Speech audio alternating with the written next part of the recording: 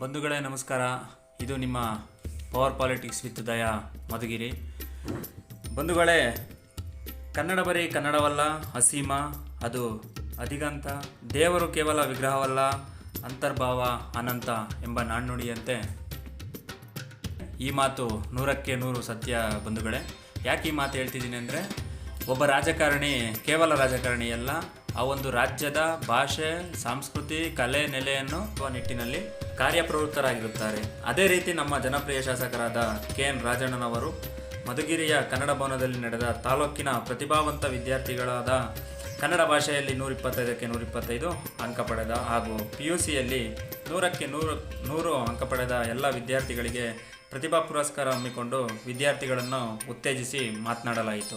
ಹಾಗೂ ಶಾಸಕರಿಗೆ ಕನ್ನಡ ಭಾಷೆ ಮತ್ತು ಅವರು ವಿದ್ಯಾರ್ಥಿಗಳಾಗಿದ್ದಾಗ ಬೆಳೆಸಿಕೊಂಡ ಕನ್ನಡಾಭಿಮಾನವನ್ನು ಅವರ ಮಾತಿನಲ್ಲೇ ಕೇಳೋಣ. ಮಾತನಾಡುವಂತಹ ಎಲ್ಲರೂ ಕೂಡ ತಮ್ಮ ವಿಚಾರವನ್ನು ಹೆಚ್ಚು ವಿವರವಾಗಿ ತಮ್ಮೆಲ್ಲರ ಮುಂದೆ ಮಂಡಿಸಿದರೆ ನಾನು ಹೆಚ್ಚು ಮಾತನಾಡಲಿಕ್ಕೆ ಹೋಗೋದು.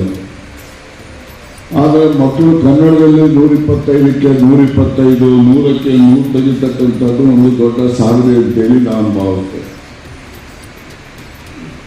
ನಾವೆಲ್ಲ 67ರಲ್ಲಿ ಅಥವಾ 64ರಲ್ಲಿ ನಾವೆಲ್ಲ ಹೈಸ್ಕೂಲಿಗೆ ಸೇರೋ ಕಾಲದಲ್ಲಿ 25 ನಂಬರ್ ತೆಗೆದು ಕನ್ನಡದಲ್ಲಿ ಪಾಸ್ ಆಗೋದೇ ದೊಡ್ಡ ಕಷ್ಟ.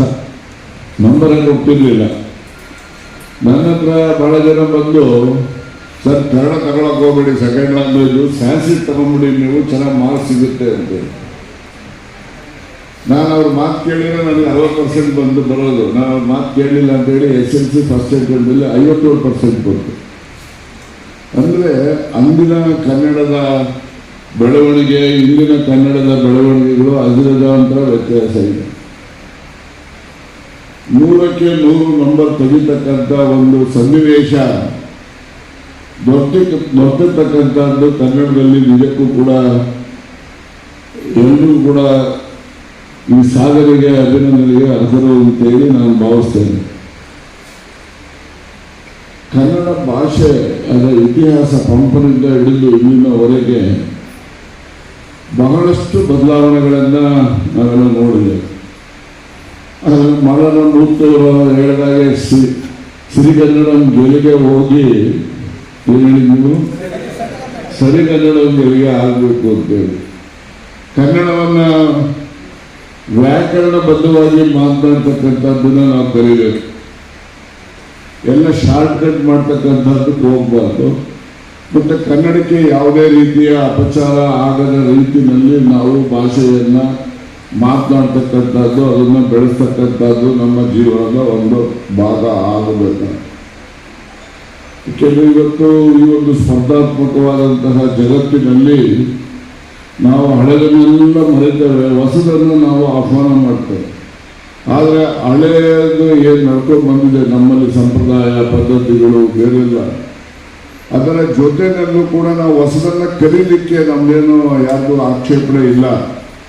ಆದರೆ ಇರ್ತಕ್ಕಂಥದ್ದನ್ನು ಉಳಿಸ್ಕೊಂಡು ಹೊಸದನ್ನು ನಾವು ಕಲಿತಕ್ಕಂಥದ್ದಕ್ಕೆ ನಾವು ಪ್ರಯತ್ನ ಪಡಬೇಕು ಅಂತಕ್ಕಂಥದ್ದು ನನ್ನ ಸಲಹೆಯನ್ನು ಕೇಳಿ ಈ ಸಂದರ್ಭದಲ್ಲಿ ಹೇಳಲಿಕ್ಕೆ ನಾನು ಬಯಸ್ತೇನೆ.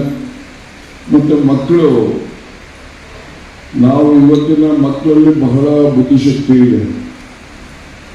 ಇಂದಿನ ಕಾಲದಲ್ಲಿ ಇವತ್ತೇನಾದರೂ ಪತ್ರಿಕೆಯಲ್ಲಿ ಬಂದರೆ ಅದಾಗಲೂ ಒಂದು ವಾರದ ಮುಂಚೆ ನಡೆದಂಥ ಘಟನೆಗಳು ಇರ್ತಾ ಇದ್ದವು. ಇವತ್ತು ಈ ಕ್ಷಣದಲ್ಲಿ ಪ್ರಪಂಚದ ಯಾವ ಮೂಲೆಯಲ್ಲಿ ಏನು ಘಟನಾವಳಿಗಳು ನಡೆಯುತ್ತೆ ನಿಮ್ಮ ಕೈನಲ್ಲಿರೋ ಇದರಲ್ಲಿ ನಿಮಗೆ ಗೊತ್ತಾಗುವುದು. ಅಷ್ಟೊಂದು ಸೂಕ್ಷ್ಮತೆಗಳಿದೆ. ಮತ್ತು ಘಟನೆಗಳು ಕೂಡ ಬಹಳ ಜರೂರಾಗಿ ಜಾಗೃತೆಯಾಗಿ ಎಲ್ಲರ ಮನಸ್ಸಿಗೆ ಸಿಗುತ್ತೆ. ಮತ್ತು ನಿಮಗೆ ಯಾವುದೇ ಒಂದು ಪ್ರಪಂಚದ ಇತಿಹಾಸ, ಯಾವುದೇ ವಿಷಯವನ್ನು ನೀವು ತಿಳ್ಕೋಬೇಕು ಅಂದರೆ ನಿಮ್ಮ ಕೈನಲ್ಲಿರೋ ಮೊಬೈಲಲ್ಲೇ ಸಿಕ್ಬಿಡುತ್ತೆ. ಮೊದಲು ಅಂದರೆ ಲೈಬ್ರರಿಗೆ ಹೋಗಬೇಕು, ಪುಸ್ತಕ ಹುಡುಕಬೇಕು, ಇಲ್ಲಾಂದರೆ ನಮ್ಮ ಟೀಚರ್ಸ್ಗಳನ್ನು ಹೋಗಿ ನಾವು ಕೇಳಬೇಕು. ಇವೆಲ್ಲ ಶ್ರಮ ಇರ್ತಾ ಇತ್ತು. ಹಾಗಾಗಿ ಇವತ್ತು ವಿದ್ಯಾಭ್ಯಾಸಕ್ಕೆ ಇರ್ಬೋದು ಮತ್ತು ನಿಮ್ಮ ಬುದ್ಧಿಶಕ್ತಿಗಳನ್ನು ಹೆಚ್ಚಿಸ್ಕೊಳ್ಳಿಕ್ಕೆ ತುರ್ತಾಗಿ ನಿಮಗೆ ಬೇಕಿರ್ತಕ್ಕಂಥ ಎಲ್ಲ ಅನುಕೂಲಗಳು ಇರ್ತಕ್ಕಂಥ ಇಂದಿನ ಸನ್ನಿವೇಶದಲ್ಲಿ ನಿಮ್ಮೆಲ್ಲರ ಶ್ರಮ ಮತ್ತು ನಿಮ್ಮ ವಿದ್ಯಾಭ್ಯಾಸದಲ್ಲಿ ಏಕಾಗ್ರತೆ ಇದರಿಂದ ನೀವು ಏನೇನು ಬೇಕಾದ್ರೂ ನೀವು ಸಾಧಿಸ್ಬೋದು. ಇವತ್ತು ಒಬ್ಬ ಪೌರ ಕಾರ್ಮಿಕರ ಮಕ್ಕಳು ಕೂಡ ಇವತ್ತು ವಿದ್ಯಾಭ್ಯಾಸದಲ್ಲಿ ಯಾರಿಗಿನ್ನ ಕಡಿಮೆ ಇಲ್ಲ ಅನ್ನುವ ರೀತಿಯಲ್ಲಿ ಇವತ್ತು ತಮ್ಮ ಬುದ್ಧಿಶಕ್ತಿಯನ್ನ, ತಮ್ಮ ವಿದ್ಯಾಭ್ಯಾಸದ ಗುಣಮಟ್ಟವನ್ನು ಎಲ್ಲರೂ ಕೂಡ ಇವತ್ತು ತಿಳಿಸ್ತಾ ಇದ್ದಾರೆ. ವಿದ್ಯೆ ಅಂತಕ್ಕಂಥದ್ದು ಯಾವುದೇ ಒಂದು ಜನರಿಗೆ ಮಾತ್ರ ಸೀಮಿತ ಅಲ್ಲ. ಹಳ್ಳಿಗಾಡಿನಲ್ಲಿರ್ತಕ್ಕಂಥ ಅವ್ರಿಗೆ ನಮ್ಮ ಹಳ್ಳಿನವರು ನಮ್ಗೇನಿಲ್ಲ, ಸರ್ಕಾರಿ ಶಾಲೆಯಲ್ಲಿ ಹೋಗ್ತೀವಿ, ನಮ್ಗೆ ಅಭ್ಯಾಸ ಮಾಡ್ತಕ್ಕಂಥದ್ದಕ್ಕೆ ಸೌಲಭ್ಯಗಳಿಲ್ಲ, ಆ ರೀತಿಯ ಭಾವನೆ ಏನಿಲ್ಲ. ಮತ್ತೆ ಏನು ಪಟ್ಟಣದಲ್ಲಿ ಬೆಳೆದಂಥವರು ಅಥವಾ ವಿದ್ಯಾವಂತರ ಮನೆಯಲ್ಲಿ ಬೆಳೆದಂಥವರು ಅವ್ರ ಮಕ್ಕಳು ಮಾತ್ರ ಹೆಚ್ಚು ವಿದ್ಯಾವಂತರಾಗ್ತಾರೆ ಅಂತ ಭಾವನೆಯನ್ನು ಇಟ್ಕೋಬಾರ್ದು. ಭಗವಂತ ಮಕ್ಕಳು ಎಲ್ಲರನ್ನೂ ಕೂಡ ಒಂದೇ ಸಮನಾದಂತಹ ಬುದ್ಧಿಶಕ್ತಿಯನ್ನು ಕೊಟ್ಟಿರ್ತಾರೆ.